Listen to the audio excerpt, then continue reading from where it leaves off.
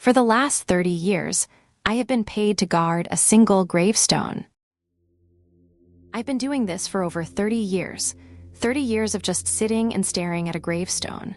I don't even know who the thing belongs to. You best believe I tried to find out, though. I have scanned every pockmarked surface of that stone slab over the years. It's so weathered that the only part of the deceased's name I can make out is a B and an R. Not much to go off of. I do know that the guy or gal died in 1872. That's it. Just a death date. I don't even know who my employer is. The opportunity fell in my lap in the most literal sense of the phrase. I was 32 at the time. I had just been dumped by the love of my life, and my career in journalism wasn't panning out how I'd hoped. I was feeling particularly down the night that it happened. I got sloppy drunk and wrote the most poorly composed article known to man run-on sentences, punctuation mistakes out the wazoo, grammatical errors that would put a preschooler to shame. It was a true abomination. At some point in my mad typing frenzy, I must have dozed off, because I awoke the next day to find that I had fallen asleep at my desk. In my drunken haze, I had managed to knock a few papers into my lap. It was then that I noticed the letter. The stark white envelope bore a wax seal. I instantly knew that it hadn't been there before. I retrieved my letter opener and tore at the envelope. In my groggy state, I had yet to make the connection. I lived alone, so how had the letter found its way to my lap? I let the envelope fall to the floor as I read the contents within. Dear Mr. Calloway, we are contacting you with an employment opportunity. We have been observing you for some time, and we have come to the conclusion that you are a perfect fit for the position. As for the job itself, you will be required to guard a grave at Blackstone Cemetery from sundown to sunup Monday, Wednesday, Thursday, and Sunday nights should you accept. You are to contact us immediately if you experience anything out of the ordinary. We hope to hear from you soon. Your benefactors at the bottom of the letter was a phone number along with my salary should I accept the offer. Even working just 4 days out of the week, it blew my journalism gig out of the water.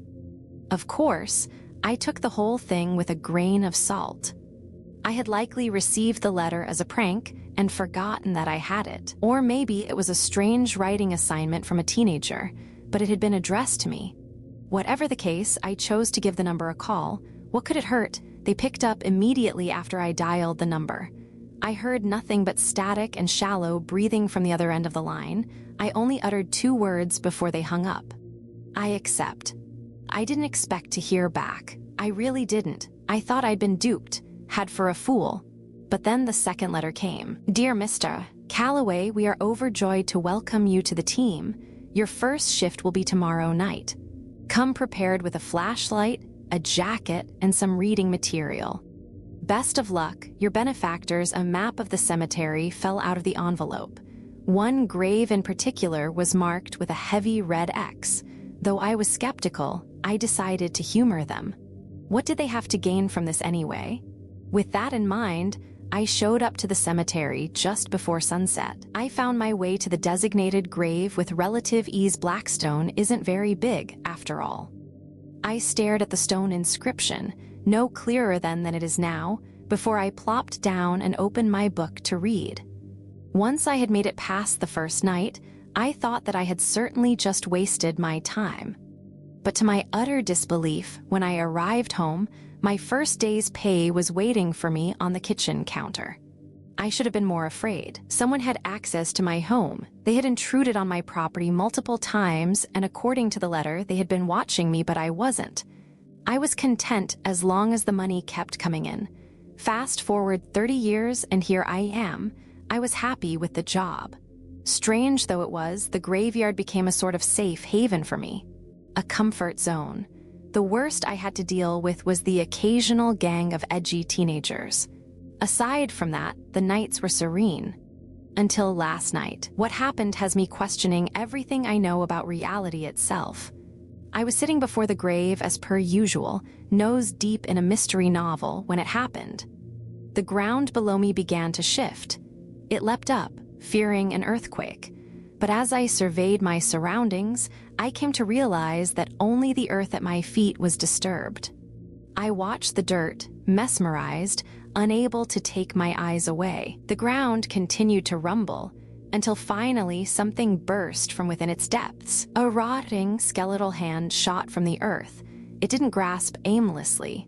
It knew what it wanted. The hand lunged for me, its decaying fingers clasping my ankle. I released a terrified shriek as it pulled down with frightening strength. I kicked at the hand with my free leg, terror surging through my veins. When it finally released me, I realized that I was bleeding. Frantic, I backed up and did the only thing I'd been trained to do. I called my employer. They picked up immediately. The grave. Whoever's buried there, they've awakened. For the first time, I heard my benefactor's voice. It was deeper than that of any human I have encountered. It uttered a single word: run. I shambled off as quickly as my legs would carry me. Between my age and the damage to my ankle, it was slow going, but eventually I made it to my car and put my foot on the gas. Once I arrived home, heart still threatening to leap from my chest, I was greeted by an envelope. I tore it open without hesitation.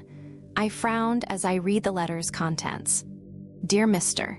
Calloway, we regret to inform you that we no longer require your services. Your severance package will be delivered at a later date with an additional lump sum for the injury you sustained on site. Thank you for your understanding. Your benefactors submitted by /u or Horror Junkie 123 link comments. My mother hides inside her closet every night. I grew up without siblings.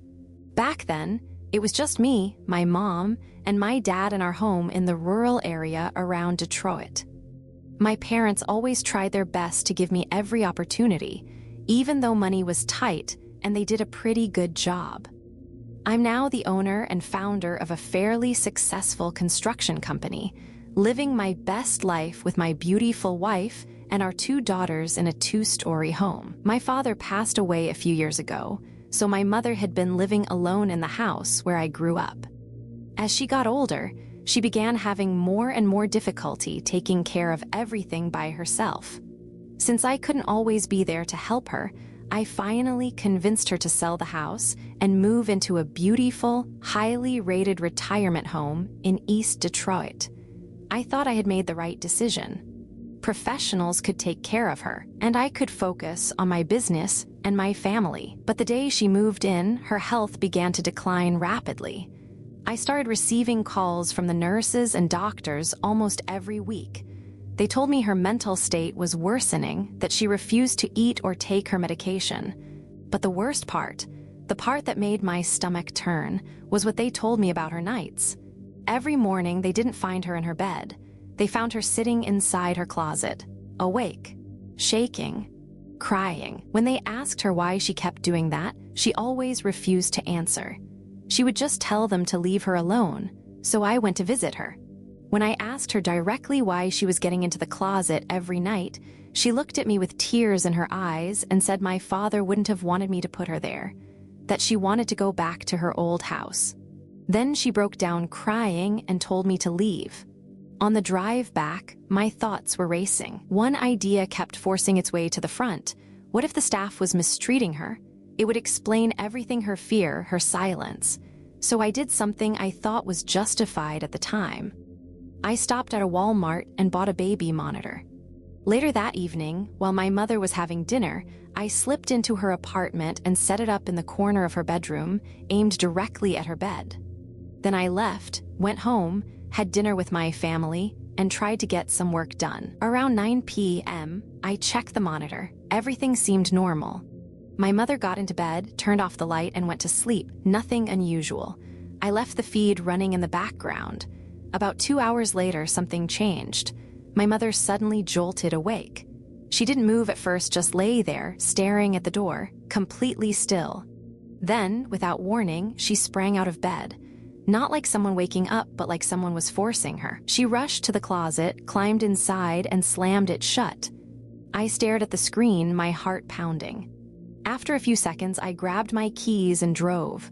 The streets were empty. I got there fast. When I entered the building, the reception desk was empty. No staff in sight. I ran to her apartment, unlocked the door, and rushed straight into her bedroom. Then I went to the closet. I opened it. There she was, curled up, shaking and crying. I asked her what was going on, what she was doing, why she was acting like this. She slowly raised her hand and pointed behind me to the bed. Only then I saw the pale and hairless humanoid creature sitting on her bed looking at us. Submitted by /U or OK Jeweler 7907 link comments. All my neighbors stand in their windows at the same time every night. My boyfriend and I recently moved into our first apartment in the city together. We're both from rural areas, so we tried to find a place that we thought would be quiet. We didn't want loud people or cars or sirens keeping us up at night. We ended up renting the second-floor rear apartment in a small building. The apartments on the front side of the building face a busy street, but the apartments at the back of the building, like ours, face an alley, a small parking lot, and some other apartment buildings. We thought we would hear less noise, and we do hear less noise. At night in our bedroom, it gets so quiet that we can pretend we still live in the middle of nowhere. The only issue with the apartment is the view. All our windows face the apartment building next to us or the apartment building behind us. It has made opening the blinds feel awkward, like a bunch of strangers could peer into our apartment, so we usually keep the blinds down. It took months for us to notice it. The first time we saw it, we had arrived home late from a concert.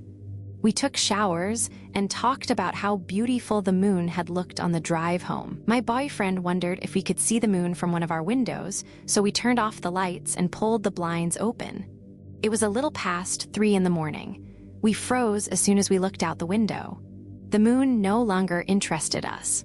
A person stood in the center of almost all the other apartments' windows. Over 20 people standing at their windows with the lights on inside their apartments. Maybe they all wanted to see the moon too, my boyfriend suggested, but it didn't make any sense. With their lights on behind them, they wouldn't be able to see out of their windows well at all. I made my boyfriend shut the blinds. 10 minutes later, my boyfriend peered through the blinds again. "Everyone is gone," he said. I looked outside. Every light was turned off. No signs of life anywhere. It was hard to fall asleep that night.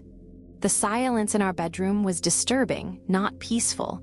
We had to turn on a white noise machine. We agreed that tomorrow we would set an alarm for 3 in the morning and wait to see if it happened again. The next night, we sat by our bedroom window with the lights off and the blinds pulled open. At 3, all the lights were off. I counted, and we could see 46 windows from our vantage point. At 3:10, all the lights turned on at the same time. Then people appeared in the windows. It was as if they had been squatting beneath their windowsills, and then, at the same moment, they all stood up. Everyone was backlit, so it was difficult to make out their faces, but it looked like a mix of men, women, and children. At 3:13, they all sank down again, as if returning to their squatting positions beneath the windowsills. The lights abruptly turned off. My boyfriend and I looked at each other, unsure of what to do. It wasn't the sort of thing you could call the police about. For 3 nights, we set an alarm for 3 so we could look out the window. The same thing happened every time. My boyfriend wanted to investigate more. He wanted to ask the neighbors about it, but we're both shy and don't know anyone in the city very well. I begged him not to, but on the 4th night, he wanted to go outside while it happened. I told him I would watch from inside our bedroom and call for help if something happened to him. At 3, my boyfriend stood in the apartment parking lot. At 3:10, no lights came on. By 3:13, nothing had happened.